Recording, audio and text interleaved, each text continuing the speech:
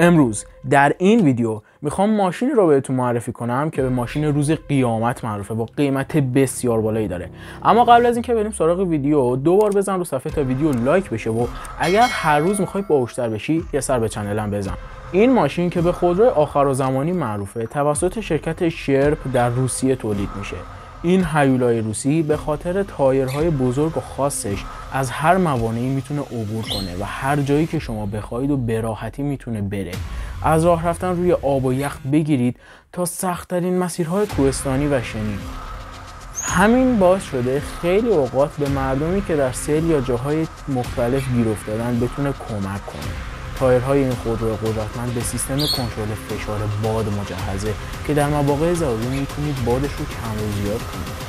این شرکت اومده روی این ماشین 3.5 متری یک موتور کوچک دیزلی 1.5 لیتری گذاشته که میتونه 44 اسب بخار قدرت تولید کنه که تقریبا 8 نفر میتونن سوارش بشن و بیش از $100,000 قیمت داره.